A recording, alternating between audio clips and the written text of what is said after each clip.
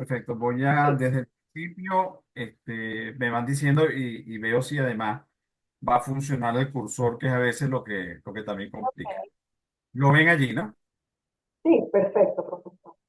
Bueno, mire, yo, además por supuesto, de haber logrado el título de doctor en economía y ser profesor del doctorado en economía, me siento muy orgulloso de mi primera profesión, que fue la de electricista, de bachiller industrial en electricidad, así que no me olvido de ello, pues decía, bueno, siempre lo presentan a uno como PhD en economía, pero yo no me olvido de que mi primera pues, profesión fue la de electricista, de manera que la reivindico. Y al lado está el libro que me publicó dice y que recoge mi tesis doctoral, que es un modelo de análisis y medición del malestar social. Es decir, yo diseñé una ecuación y un modelo para medir el malestar social en cualquier país, en Estados Unidos, en donde sea, y por supuesto en el caso de Venezuela, y espero que podamos compartir los cálculos que hacemos mensualmente sobre cuál es el nivel de malestar social de Venezuela, mensualmente comparado, por ejemplo, con el nivel de malestar social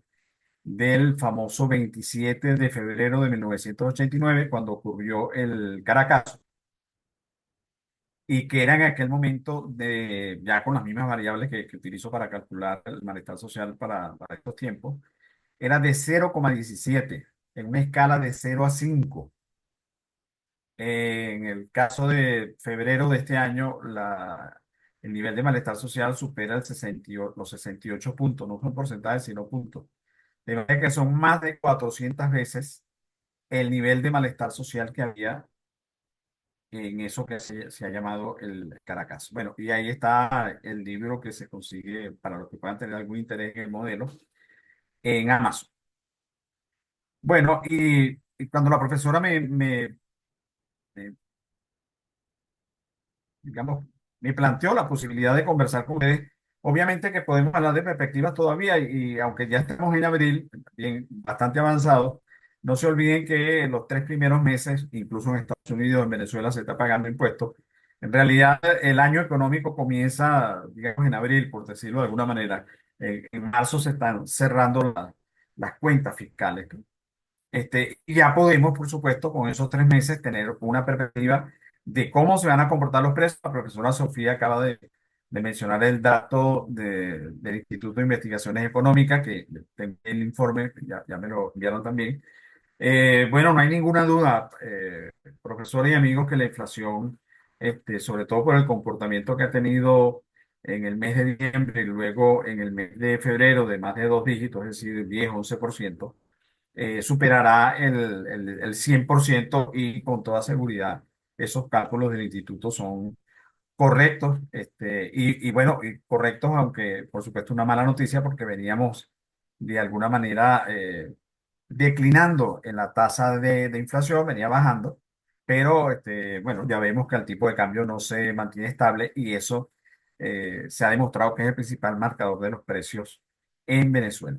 Y vamos a también incluir, a propósito de la conversación con la profesora Sofía, el tema de las alianzas solidarias, un poco qué hacer, como decía el camarada Lenin, frente a esta situación que tenemos hoy. Esa es la que tenemos.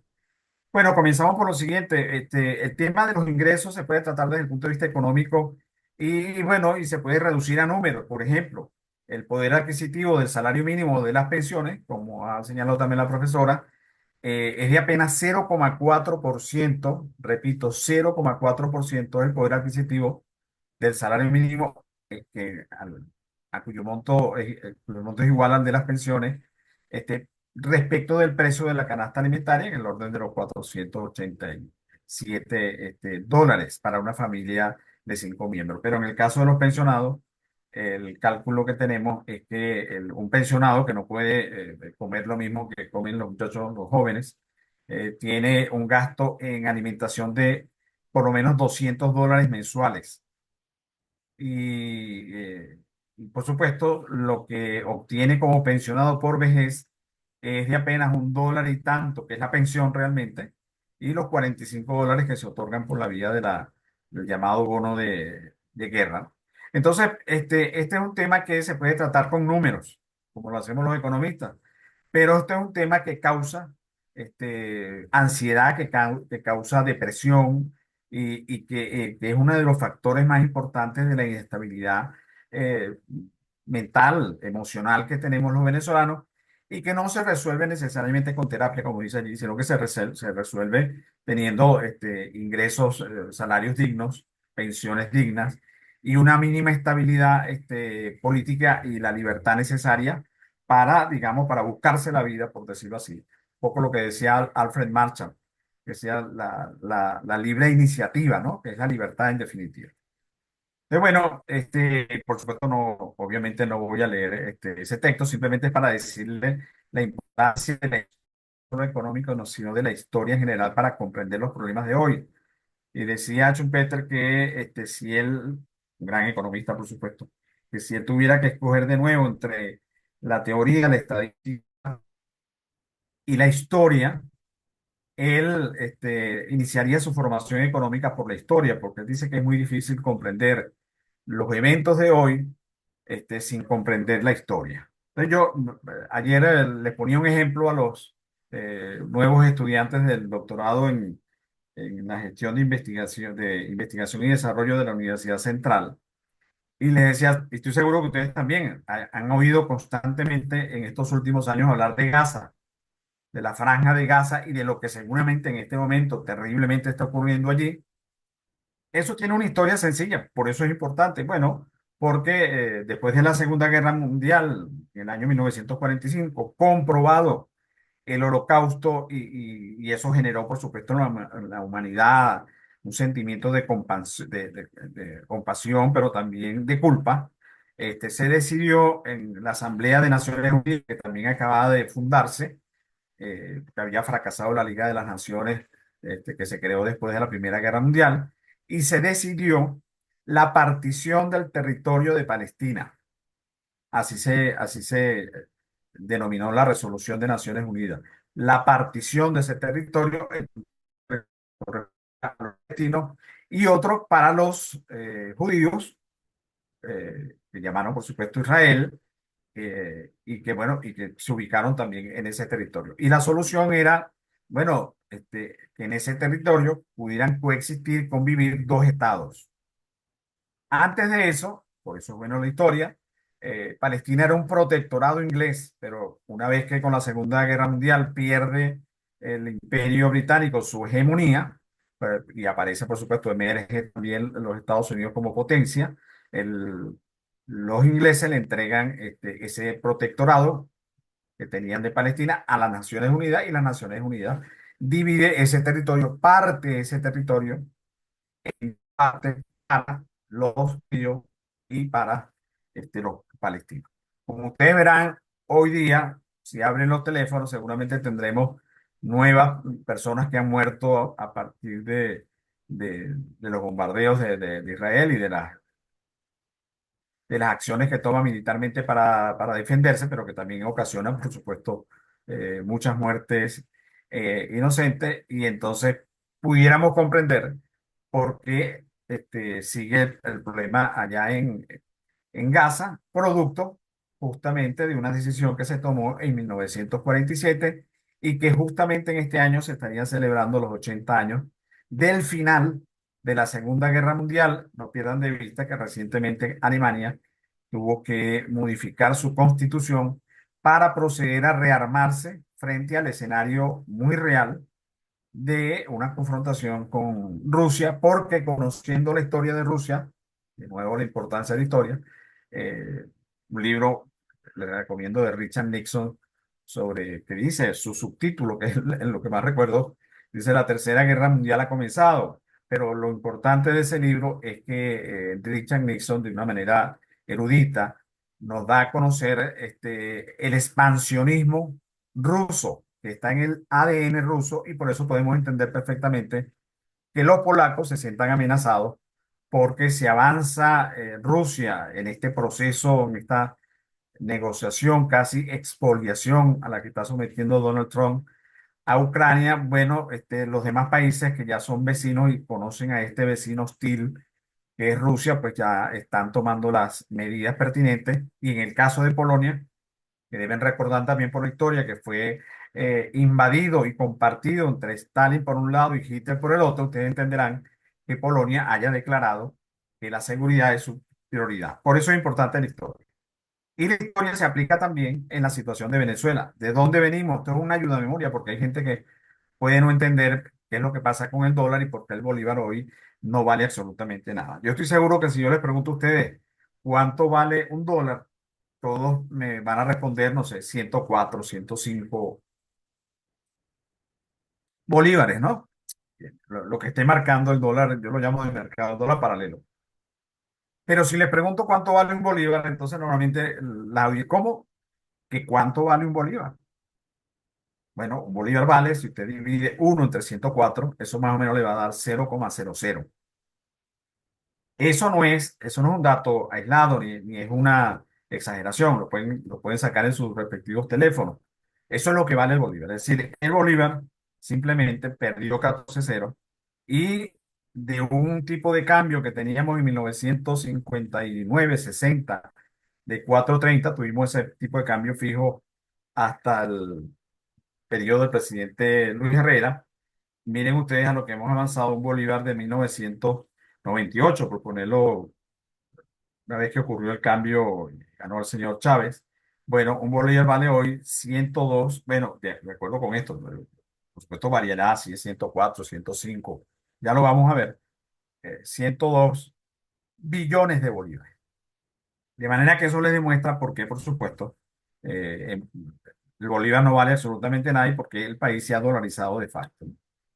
Bueno, no me voy a detener, este es un gráfico en el que yo me detengo normalmente para que sobre todo las nuevas generaciones conozcan que en este país las cosas se han hecho bien en algún momento. Ahí estamos desde 1951 hasta el 2015 y eso está porque luego ustedes deben entender que a partir del momento en el cual Venezuela, los países no tienen por qué sufrir una hiperinflación, pero Venezuela, un país petrolero, lo sufrió.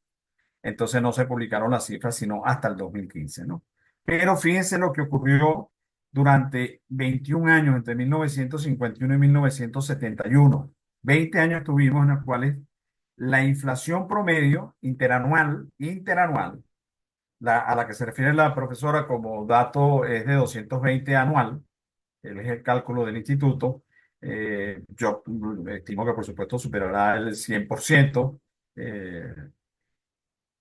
Anual, por supuesto, y nosotros teníamos un promedio interanual de 1,5 promedio, 1,5% de inflación. ¿Eso qué significaba? Fíjense cómo lo ven en el gráfico, estabilidad de precio. ¿Y la estabilidad de precio en qué se traduce? En bienestar social. Es un factor del bienestar social porque ahí se podía ahorrar, ahí se sientan las bases de la clase media venezolana.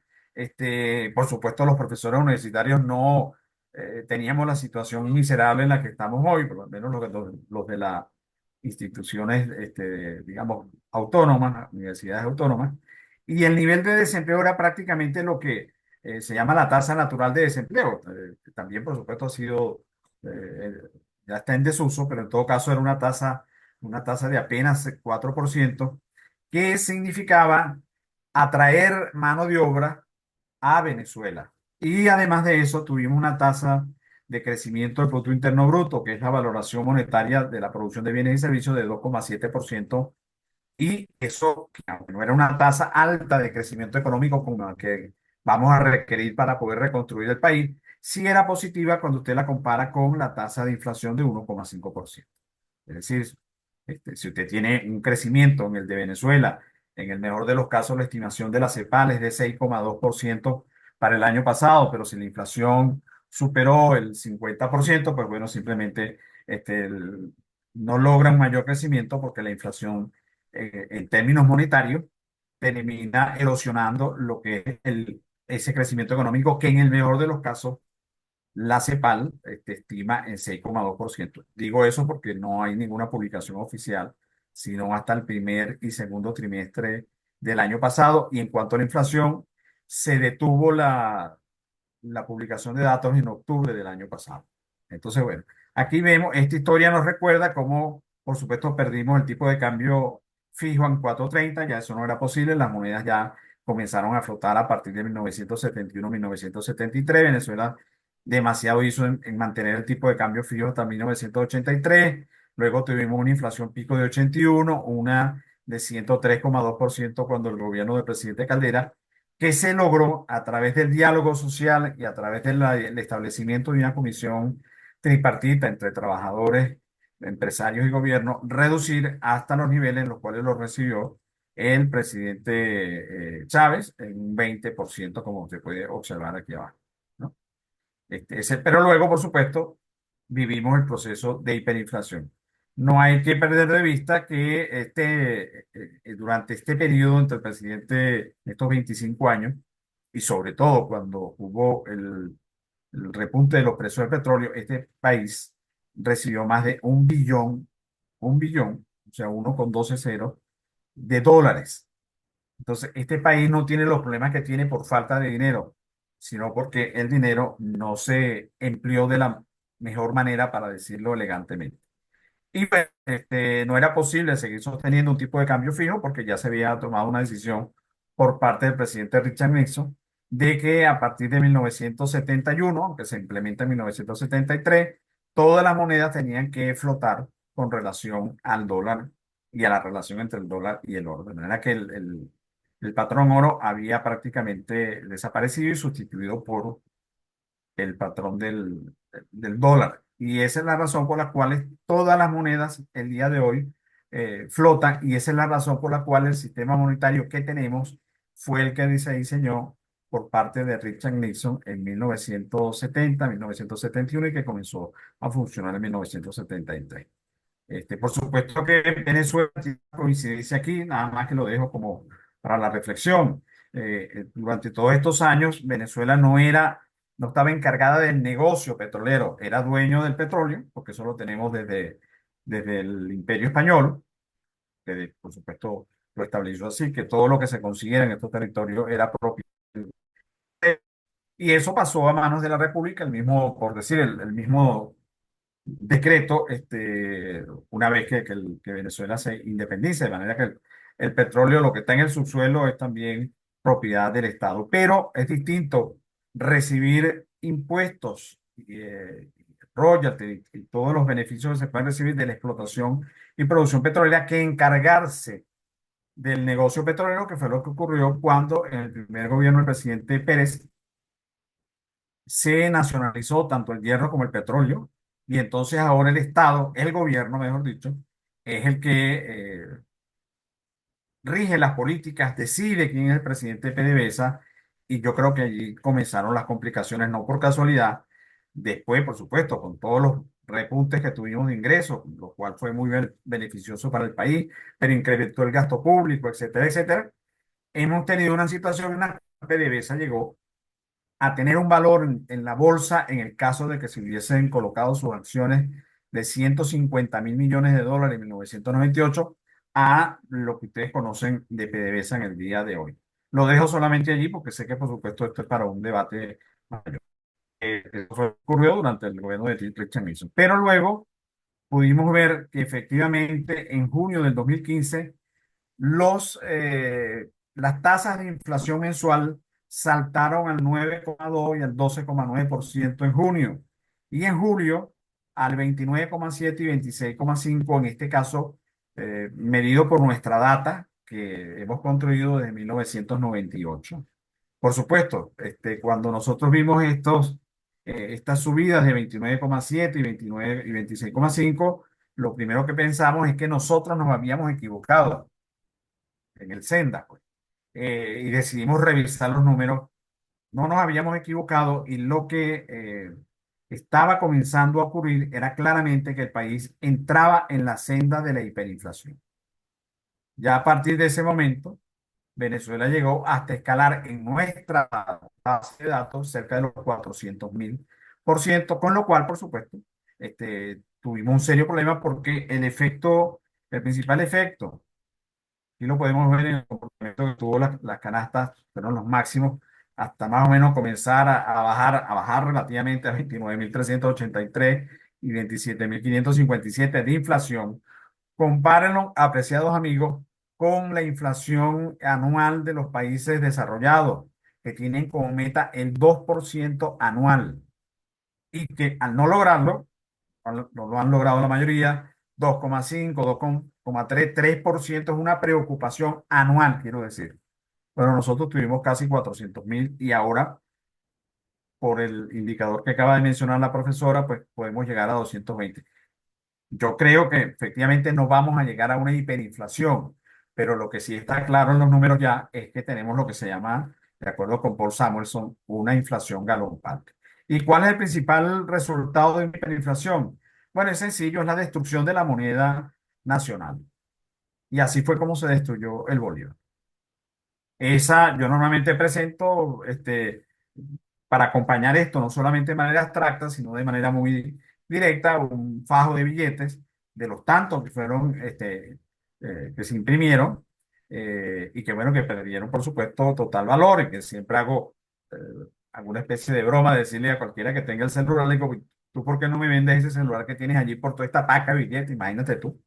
Entonces, bueno, por supuesto, nadie, todo el mundo sabe que esa paca de billete no vale absolutamente, que son papeles y que solamente, en mi caso, me sirven como un recurso para el aprendizaje. Pero eso es la principal consecuencia de la hiperinflación y nosotros no nos hemos librado todavía de sus impactos cuando lamentablemente todos los indicadores indican que nosotros podemos ingresar de nuevo, no en una hiperinflación, pero sino en una inflación galopante de por lo menos 3 dígitos.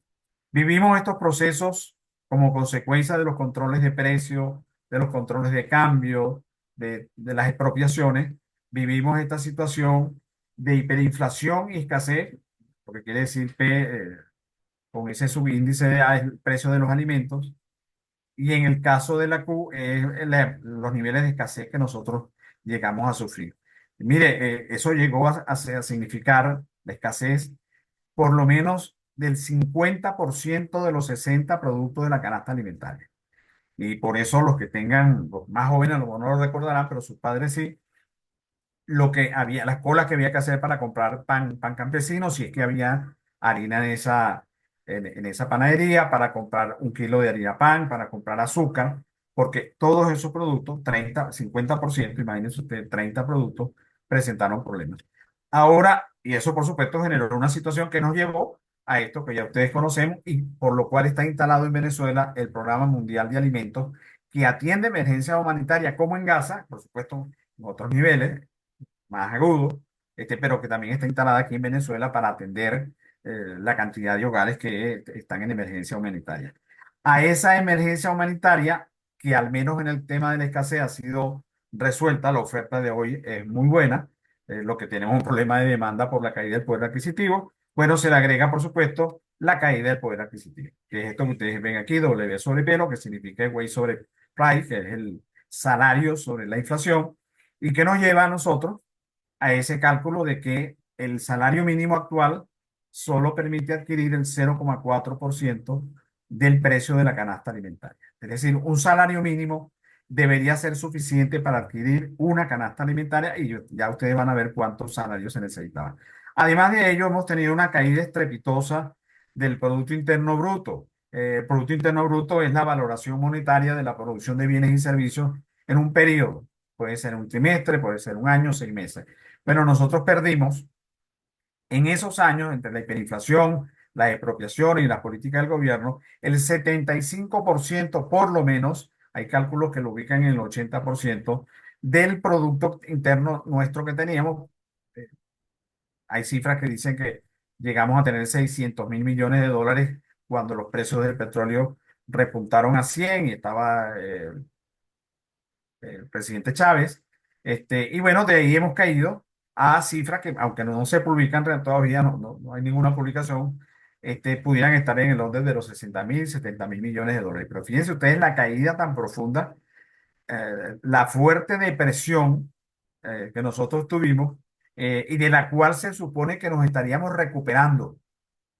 Pero eso es como estar en el sótano, por decir 10 y usted comienza a subir uno o dos, en el mejor de los casos, ¿no? Entonces tengan eso en cuenta para poder entender. Y por supuesto, además de eso, nuestro Producto Interno per cápita, que es un indicador un poco más cercano a la realidad, está en el orden de los 4.000 bolívares, muy por debajo dólares, perdón, muy por debajo, incluso de Argentina en el año 2022, no de ahora que Argentina está de alguna manera recuperando espacio. Así que ese indicador, que por supuesto es apenas una aproximación, ya refleja la caída también que hemos tenido nosotros y en este momento seguramente es menor y con la situación que estamos viendo a nivel mundial y el decreto de emergencia y obviamente la falta de diversificación de la economía, más las sanciones, etcétera, pues bueno, ese ingreso per cápita va a disminuir, por supuesto, notablemente este año, ¿no? Cuanto al salario, mínimo, una referencia importante, el salario mínimo se decretó hace 51 años, en mayo de 1974, por parte del presidente Carlos Andrés Pérez, en 450 bolívares, que para el tipo de cambio fijo que teníamos en ese momento eran equivalentes a 104 dólares con 65 centavos, hace 51 años.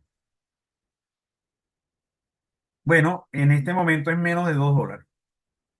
Y además, por supuesto, 104 dólares de hace 51 años tenían más capacidad adquisitiva que los dólares de hoy, porque también ha habido inflación en los Estados Unidos, pero es para que vean el nivel de retroceso que tenemos en el salario mínimo y entendiendo que el salario mínimo es un salario como de enganche, no es el salario, no debería ser el salario promedio, como ocurre prácticamente hoy, ¿no? Y no hay ninguna posibilidad de mejoría. Bueno, compárenlo con lo que recientemente se acordó en Colombia, un salario mínimo a 323 dólares. Colombia, que con todos los problemas que tiene, pero tiene un salario mínimo que por supuesto incrementó en 9,54, casi 10% para 2025, 323. Venezuela llegó a tener, decía el presidente Chávez, sus ministros, el salario mínimo más alto de Latinoamérica, si se comparaba, por supuesto, con el tipo de cambio oficial. En cuanto al salario mínimo, bueno, aquí vemos a Venezuela, Venezuela aparece aquí, con menos de 2 dólares, por supuesto, no es ni siquiera 2,51, ya esto está rebasado por el tipo de cambio oficial nada más, y estamos de último, incluso por debajo de Haití. En diciembre comenzamos a ver estos repuntes de precios que nos llamaron la atención del 11,2%. Eso no lo veíamos desde probablemente de febrero de 2023. Tener una inflación mensual de 11,2%, bueno, en diciembre nosotros procuramos explicarlo. Probablemente se podía justificar porque, bueno, estábamos en Navidad. El aumento, por supuesto, del precio del dólar se traduce en una revaluación del dólar y consecuentemente en una depreciación del bolívar, por lo que usted necesitaba, por supuesto, más bolívares para comprar las mismas canastas. Además, las expectativas sobre el famoso 10 de enero también incrementaron el consumo de alimentos y de bienes, medicamentos y bienes básicos.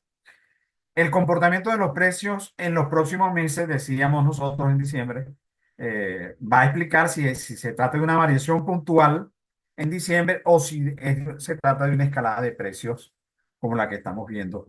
Porque la inflación cerró con base en nuestra data el año pasado en 43%, pero fíjense eso, fíjense ustedes en esto. La variación del tipo de cambio se ubicó en 44,5%, de manera que esos números lo que demuestran es que el gran marcador de precios en Venezuela sigue siendo el tipo de cambio, el comportamiento, digamos, del tipo de cambio. Pero, que es el último dato que hemos publicado, por eso entonces ratificamos, hemos tenido una eh, tasa de inflación de los alimentos de 10,7%. La inflación acumulada solamente en 2 meses es de 15,5 y anualizada entre febrero del año pasado y febrero de este año, 51,9. Y fíjense ustedes cuántos salarios mínimos se requerían en febrero, es el último reporte, se requerían 243,56 salarios mínimos, cuando un salario mínimo debería ser suficiente para adquirir una canasta alimentaria para una familia de 5 miembros. Se requerían, por lo tanto, más de 8 salarios mínimos diarios. Eso se traducía en 1.055 bolívares con 42 y en 16 dólares con 23 para poder sufragar los gastos de alimentación de una familia cada día. Por supuesto, el salario mínimo en el tipo de cambio que utilizamos en febrero era equivalente a 2 dólares. En este momento, para marzo, utilizaremos 70 bolívares porque, como ustedes saben, hay mucha vigilancia y represión también si usted utiliza el tipo de cambio, digamos, de mercado. Entonces no perdamos de vista eso. Y aquí el dato más relevante es que el último aumento del poder adquisitivo del salario mínimo fue en marzo, el 15 de marzo del 2022, que se aumentó a 130 bolívares, que eran equivalentes en aquel momento entre 29 y 30 dólares, y que se había prometido además desde el 2018 en mantenerlo indexarlo se llama, a ese valor de 30 dólares. Bueno, ya ustedes pueden ver la caída hasta llegar al 0,4% del poder adquisitivo del salario mínimo y salvo que ahora en los próximos días, de cara al 1 de mayo, se pueda realizar algún ajuste que parece que no será del salario mínimo. Supongo yo que pudiera ser por lo menos el salario mínimo a los 30 dólares y lo lógico sería por lo menos 70 dólares al tipo de cambio oficial, por supuesto, por la vía de los famosos bonos, que es lo que en lo que ha insistido el gobierno y también Fede Cámara en aumentar lo que el gobierno llama ingreso mínimo legal, que no existe, por cierto, en la Ley Orgánica del Trabajo, y lo que la gente de Fede Cámara llama ingreso mínimo integral. Pero en todo caso, la noticia de febrero era que habíamos bajado al 0,4%, pero ustedes saben que esa no fue la noticia fue el monto de la canasta alimentaria. Un docente tanto de la educación pública como de las universidades, también como la nuestra, puede tener un salario como tal en su escala de 12 dólares con 27, puede llegar a 20 si es titular, en el caso de la UCB, como salario. Y si es activo, recibe 130 dólares por concepto de los bonos de guerra y del Cesta Ticket. Y por lo tanto, pudiera tener, sumando también esos bonos, para que no dejemos por fuera nada, un ingreso de 142,27 dólares. Y para poder adquirir la canasta alimentaria de febrero, que era de 487,12, necesitaba prácticamente 40 salarios promedios de un docente para poder cubrir. Entonces ustedes pueden comprender allí porque no hay, digamos, eh, una cantidad de inscritos en las carreras de educación en nuestras universidades, bueno, por las pésimas perspectivas. Esta escala que está aquí es la escala vigente salarial, que era equivalente a una base salarial de 6 salarios mínimos. Si ustedes ven 12,27 es exactamente, lo dividen entre 6 y eso les va a dar un salario mínimo de 2 dólares mensuales. Pero cuando eso se hizo, el salario mínimo era de por lo menos 100 o 150 dólares. Y entonces usted tenía una base salarial para el magisterio de por lo menos 600 o 700 dólares y a partir de allí se construía la escala salarial en la contratación colectiva. Contratación colectiva que está estancada, por supuesto. Así que el dato aquí es que un docente apenas cubre el 2,5% y no nos puede extrañar entonces que los docentes o se hayan migrado a otras profesiones o actividades económicas o las complementen, como ocurre también con muchos empleados públicos, sobre todo la semana que viene que la tienen libre y que se podrán dedicar a hacer alguna otra actividad para poder complementar los ingresos, porque ni los empleados públicos ni los empleados privados tienen ingresos suficientes para adquirir la canasta alimentaria. Bueno, compárese con lo que son los precios de los salarios en Europa. España tiene 18,2. En Estados Unidos usted puede tener el salario mínimo es por hora, entre 11 y 15 dólares por hora, de acuerdo con los estados. Bueno, compárelo con nosotros que tenemos menos de 2 salarios mínimos mensuales. ¿Cuál es el saldo laboral del socialismo? Bueno, destrucción del Bolívar como moneda nacional, destrucción del salario y del trabajo como concepto, como fuente de ingresos para satisfacer las necesidades y progresar, la destrucción de la contratación colectiva, la destrucción de eso que antes generó unos debates encarnizados entre los trabajadores y los empresarios, que fueron las prestaciones sociales, que ahora no valen nada, la destrucción de las pensiones a las cuales contribuimos de que nosotros estamos trabajando, y la destrucción de las cajas de ahorro en bolívares. Cuando me preguntan en las exposiciones que qué pueden hacer las cajas de ahorro, bueno, en bolívares nada. Si usted no ahorra en dólares, pues no va a poder tener ningún ahorro real, ¿no? El saldo laboral de esos socialismos se ha traducido en que no se respetan ni se cumplen lo establecido en la Ley Orgánica del Trabajo. Algunos empleadores privados, digo algunos porque no se puede generalizar, entonces, bueno, claro, si el gobierno no respeta a los sindicatos, ni respeta la contratación colectiva, ni establece un salario mínimo medianamente decente o cumplir al menos con la promesa que hizo de los $30, bueno, entonces también en el sector privado se pueden presentar este tipo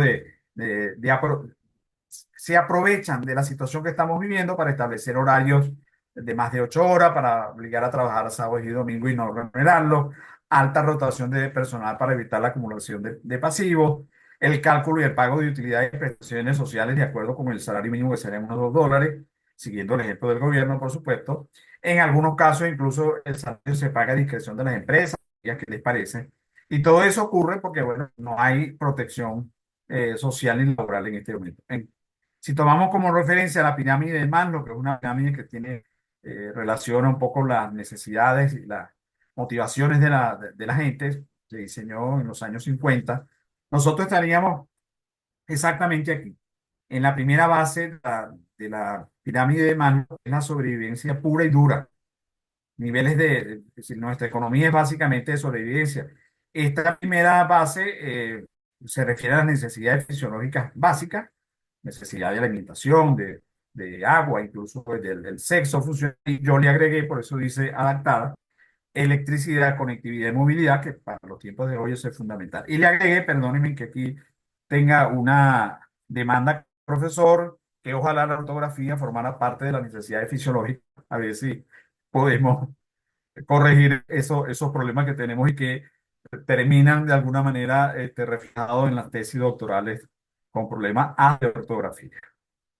Bueno, un país que tiene las mayores reservas, una de las mayores reservas de gas del mundo, usted ve los churrios en Monagas y en otros estados que se pierde el gas allí, incluso ha causado incendios, y sin embargo, en Monagas, en Maturín, las personas tienen que pagar entre $7 y $30 por un cilindro de gas en Monagas, y está montada justamente en una de las reservas de gas más grandes del mundo. Previsiones económicas, bueno, para el año pasado la CEPAL, ya les dije, estima 6,2%, no tenemos ninguna información oficial. El mercado es el que en definitiva está, digamos, es el refugio de la gente. Digamos, contradictoriamente e ideológicamente hablando, en un régimen socialista, el mercado es el refugio para protegerse de las inclemencias del socialismo. Y por eso aparece frente a la carencia de créditos o a la incipiente política de créditos que apenas se está eh, de alguna manera tratando de iniciar, tenemos bueno, este tipo de iniciativas como las de Cachea, que ya prácticamente ha avanzado en todos los negocios. Es decir, el mercado reacciona más rápido que, por supuesto, cualquier funcionario del gobierno y intenta resolver los problemas de falta de crédito de la población para que pueda adquirir desde un electrodoméstico a lo que considere. ¿Cuál es la tendencia de incremento del precio del dólar? Bueno, nosotros teníamos calculado $100 en el primer semestre para el tipo de cambio oficial, lo seguimos manteniendo, y más de $150 en el segundo semestre, salvo que mejore la oferta de dólares por parte del Banco Central de Venezuela. En el momento en que hicimos este dato, la brecha cambiaria era de 45,12, pero varía todos los días. Como les dije, la inflación cerró en 43% el año pasado, en línea con la variación del tipo de cambio, que fue 44,5. No hay ninguna perspectiva de discusión de la contratación colectiva con el gobierno, de manera que por allí no vemos indicios de ninguna mejoría del bienestar material al menos. ¿Cuál es la variación del tipo de cambio que nosotros, con base en el comportamiento de lo que fueron los 2 primeros meses del año, hicimos a comienzo del mes de marzo, en esto que llamamos proyección ceteris paribus, que significa para los economistas, si lo demás no cambia y solo cambia esta variable, pues nosotros tendríamos, la predicción que hago, 79,5 bolívares por dólar en el tipo de cambio oficial al finalizar este mes de abril, y había calculado 96 bolívares para el tipo de cambio de mercado paralelo, que ya por supuesto ha sido superado, pero bueno, lo dejo allí por honestidad, porque ustedes saben que lo que se dice de nosotros los economistas, que somos expertos en predecir, y luego convocamos otra reunión para decir por qué no se produjo lo que habíamos nosotros señalado que iba a ocurrir. Bueno, yo lo dejo allí. Al menos en el caso del tipo de cambio oficial, estamos dentro de la horquilla que presenté. Y aquí, por supuesto, sí fue rebasado a 104, 105%. Las proyecciones para Latinoamérica, en el caso de Venezuela, de crecimiento económico, eran antes de esta guerra comercial que desató el señor Donald Trump, eran 3%, muy bajo, por cierto, eh, el Fondo Monetario, y la CEPAL le daba 3,1%. Esto se va a modificar y probablemente entremos en recesión. Recesión significa que durante 2 trimestres podamos tener tasas de crecimiento negativas. Cuando eso ocurre en 2 trimestres, se considera que estamos técnicamente en recesión. Bueno, luego apareció, por supuesto, el comunicado del gobierno anunciando la emergencia en el tema de la electricidad, y la pregunta que siempre hago es si ustedes creen que puede haber crecimiento económico sin electricidad. Bueno, obvio. Luego aparece ya el día antier, en la noche, la Directiva de Emergencia Económica, que dicta regulaciones transitorias. Regulaciones significa controles, ya lo estamos viendo en los servicios de comunicaciones. Suspender aplicación de tributos. A mí me parece que quizás lo más interesante, esto dice aquí, adoptar medidas para estimular la inversión en beneficio del aparato productivo, porque sin inversión y sin consumo no hay crecimiento económico. Pero por supuesto, además de ello, creo que lo más peligroso es dictar las normas que excepcionalmente y sin sometimiento alguno a otro poder público, por cierto, como que si eso existiera, pero aquí se ratifica de manera taxativa, autoricen operaciones de crédito, reprogramaciones que no estén previstas en la ley de endeudamiento. Ese es, digamos, el resumen. La inflación en América Latina en el 2025, Venezuela con 117, de acuerdo con el Observatorio Venezolano de Finanzas. Pero fíjense este dato interesante abajo. Esos países, Ecuador tuvo 0,25 en todo el año 2020, para todo el año 2025 en la proyección. El Salvador 0,026, 0,06 y Panamá menos 0,1. ¿Cuál es la característica común de esos tres países que están dolarizados? ¿No nos dirá algo eso como lección acaso para Venezuela, que también tenemos una dolarización de facto? Yo no diría que una dolarización absoluta, pero sí creo en la libertad monetaria y que usted pueda pagar en un punto de venta con dólares y que no tengamos esta tensión entre te cobran el dólar paralelo y no el promedio y toda esa situación en la cual nos hemos vuelto, por supuesto, también hay que decirlo, expertos. Hemos demostrado una gran capacidad de resiliencia, ¿no? De manera que, por supuesto, este es el dato del malestar social, es 68,90.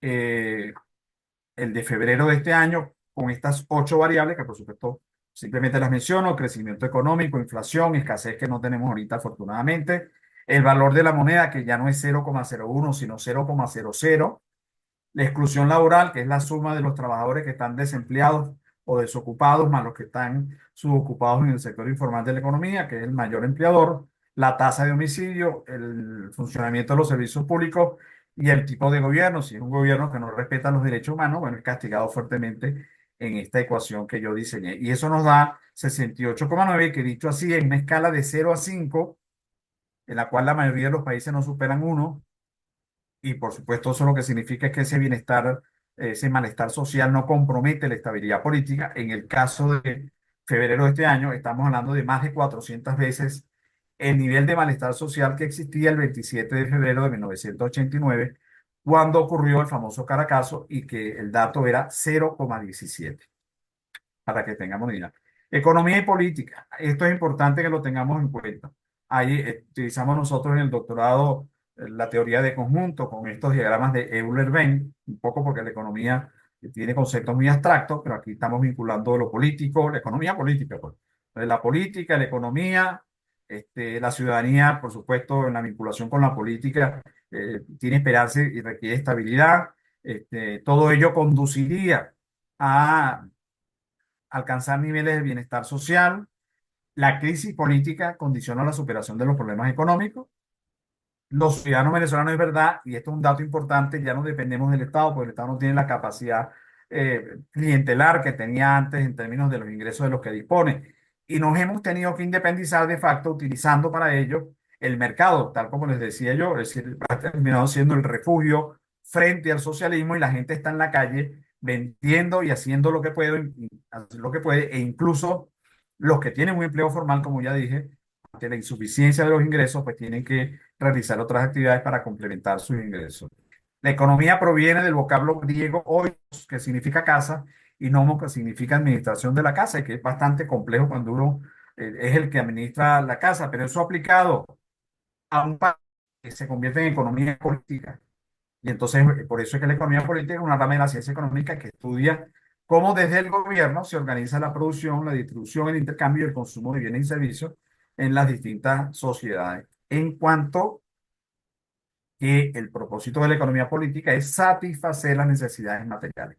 Hay que decir que eso no lo está cumpliendo, por supuesto, el gobierno. Tenemos problemas de servicios públicos, de ingresos, etcétera. Y quien está cumpliendo la función de economía política a nivel mundial es China, porque es China la que nos está suministrando la mayoría de los productos que consumimos en los almacenes que tienen en todo, a lo largo de todo el país, especialmente por supuesto en Caracas y en las principales ciudades. Es la que nos permite tener un teléfono que aunque no es el iPhone, funciona y es la que está suministrando todas las motos que estamos viendo y en las cuales seguramente se desplazan ustedes también para llegar a LUCAP, etcétera. Y en ese sentido, aun cuando a mí por supuesto no me gusta el modelo político de China, debo reconocer que China es la que está encargándose de la economía política a nivel mundial y ese es un dato importante que supongo yo que los asesores de Donald Trump deben tener en cuenta porque refugiarse en los Estados Unidos y permitir que China siga tomando, expandiéndose con su ruta de la seda, bueno, significará también en algún momento la posibilidad de que China no solamente compita como ahora, sino que pueda desplazar a los Estados Unidos. No, eso no es fácil porque el 80% de las transacciones comerciales a nivel internacional se realizan en dólares, pero esta guerra comercial que inició el señor Donald Trump puede tener consecuencias como esas, por ejemplo. ¿Qué hacer?